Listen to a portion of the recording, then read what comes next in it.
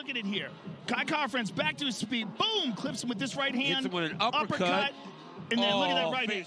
Although the past year and first few months of 2021 have generally been uneventful thanks to the global health situation and sporting events getting canceled everywhere, MMA has managed to keep the sport alive and thriving. MMA is still on top, and a lot of people are still clamoring for fights between the best fighters. Now that things are slowly improving, MMA also hopes to make a big comeback, and if the past first quarter of 2021 is any indication of how things are going to be, there are plenty of things to look forward to in the sport. The first 3 months of 2021 have been a whirlwind, and in this video, we have rounded up some of the best and craziest fighting moments in the sport. But before we get into the video, don't forget to leave a like and subscribe to the channel with notifications turned on, so you don't miss any of the new videos we post. Let's start with Mike Davis defeating Mason Jones. This was a duel between a pair of all-action competitors that fans of MMA everywhere wanted to see each time they stepped inside the square circle. The UFC Fight Night event in Abu Dhabi took place on the 20th of January. Mike Davis has been a standout in the Florida regional scene, and he was heavily favored to beat Sadiq Yusuff when the two clashed in the Contender Series. To his credit, Yusuff is an excellent fighter, and the fight between the two was arguably the season's best. Since his defeat, Davis has gotten back on the board and won his next 2 fights easily. Davis has a purple belt in BJJ and has an undefeated record in boxing and Muay Thai. He also didn't have any losses when he was an amateur within MMA. On the other hand, Mason "Dragon" Jones was making his promotional debut after achieving great status under the Cage Warriors banner. The Dragon was eager to make an impression on the UFC audience, and truth be told, he and Davis did not fail them at all. The fight was something people looked forward to, and for 15 minutes, the two went after each other. The pair hit each other with a combined 225 strikes throughout the first 3 rounds. Davis landed 117 and Jones landed 108. The pace of the fight never wavered from start to finish, and they stayed on each other until the final horn blasted throughout the arena. Davis convincingly proved himself the better man. Another fight that got everyone's attention is that of Kamaru Usman and Gilbert Burns. Watching the championship mixed martial arts matches comes with a lot of tension in the air. You can feel it even if you're not in the arena and just watching on your television. There's a lot at stake for the two combatants, and what you're about to see is something that you might not ever see again. You get nervous, but you're also very excited. Kamaru, the Nigerian Nightmare Usman, made his professional MMA debut after failing to make the U.S. Olympic team trials in freestyle wrestling. When he made his official UFC debut, he faced Leon Edwards and won the fight by unanimous decision. On the other hand, Gilbert Burns is a Brazilian professional MMA artist and is known for his skills as a submission grappler. The fight was intriguing from the start, and not because Usman and Burns were longtime training partners and friends, but because neither of them had any deficit. Though their preferred disciplines differed from one another, they were terrors in the ring, and they weren't giving up without a fight. However, Usman proved to be the better fighter. Usman is one of those fighters who rises to the occasion when necessary, and although he staggered in the first round, he quickly rallied himself and took charge over the next 5 minutes to turn the tide over. He showed why he was clearly the best welterweight on the planet and secured his win just 34 seconds into the 3rd round. The fight may have lasted only a little over 2 rounds, but it was electrifying and exciting. There's also Kennedy Nachuku defeating Carlos Ulberg. Ulberg and Nachuku had many things in common. Among them is the fact that they graduated from the Contender Series and went on to represent 2 of the best fight camps, Nachuku out of Fortis MMA and Ulberg out of City Kickboxing. Before the contest began, there was a lot of hype surrounding Ulberg. Carlos Ulberg is a native of New Zealand and is one of the country's leading martial artists and is a rising star of the UFC. Nachuku is originally from Nigeria and moved to the United States to train in MMA. When the two went up against each other at UFC 259, they combined to produce more than 8 minutes of pure savagery. Every single person who sat in front of their TV or was in the arena to watch the fight live loved every single second of it. It was full of action from start to finish. Ulberg landed 146 strikes, quite a lot compared to Nachuku's 82. The total is 3 more strikes than Davis and Jones combined, but what's more amazing is that those strikes were landed in a little more than half the time. Both fighters are also light heavyweights, which underscores the fact that they have such a ridiculous pace. There were even a few shots which made people wonder how on earth both fighters remained standing. At the end of it all, people had nothing but admiration and respect for both fighters. Despite having landed less strikes than his opponent, Nachuku always responded with a blow of his own, and when his opponent slowed down, Nachuku took the opportunity to finish strong. This just proves that it's not the number of strikes you land, but also how you land them. This fight deserves to be considered for the Fight of the Year award, for sure. Next, we have Charles Jourdain defeating Marcelo Rojo by TKO. There are many MMA fights which are predictable. From the onset, you can already see and guess who will win the competition. This fight, however, wasn't any of that. It wasn't a one-way traffic, and no single person dominated the entire fight. Charles Jourdain fought out of Quebec and made his UFC debut in a short-notice fight, where he stepped up a weight class to go against Desmond Green. He was defeated via unanimous decision, but he didn't let that get the best of him. Marcelo Rojo has been making his mark in the league with his lethal and crazy kicks. He likes making his opponent tired and crushing the opponent when there's no energy left. He has won more than 80% of his matches, which is a testament to his level of consistency. The first 2 rounds of the fight were extremely close, and the fight was very competitive. How close was it? It was 63-63 in favor of Jourdain in terms of significant strikes. The French-Canadian landed the greater percentage, but Rojo took everything in stride, and he gave just as good as he got. In the 3rd round, Jourdain's kicks, overall conditioning, and high-percentage attacks paid off. He steadily distanced himself from his opponent and ultimately dropped Rojo twice and secured a convincing finish in the final 30 seconds. Although this was only a preliminary card fight, and these fights don't always get prominence and are often forgotten, this particular fight deserves to be in the running for Fight of the Year. We also need to mention KaraFrance defeating Rogerio Bontorin by KO. We all know that great fights don't have to be long fights. We can watch a very short fight and be blown out of our minds. This fight is proof of that. This happened in UFC 259, the same event that saw Nachuku dump Ulberg. KaraFrance fights out of New Zealand and has an impressive 21-8 pro record. He was part of the Ultimate Fighter 24, where he had the only knockout of the season. He knocked out his opponent with just a single punch just 34 seconds into the first round. Fast and lethal. That's what he's known for. Roger Bontorin, on the other hand, is a Brazilian fighter who is ranked number 9 in the UFC flyweight rankings. KaraFrance came out thirsty for victory, but it didn't look good for him early on. Bontorin took him down and attacked his neck. A few of the maneuvers seen were a forearm under the chin and body triangle locked, but KaraFrance managed to wiggle free and got back on his feet. Bontorin was in charge of the action for more than 4 minutes, but KaraFrance showed him in the final 30 seconds why he's aptly nicknamed Don't Blink. He unloaded an arsenal of right-hand missiles to the dome, which ultimately saw his opponent folded over at the waist and ultimately down on the canvas. Bontorin struggled to his feet, but it was obvious that the fight was over and that KaraFrance had secured a dramatic victory. Lastly, we have Vincent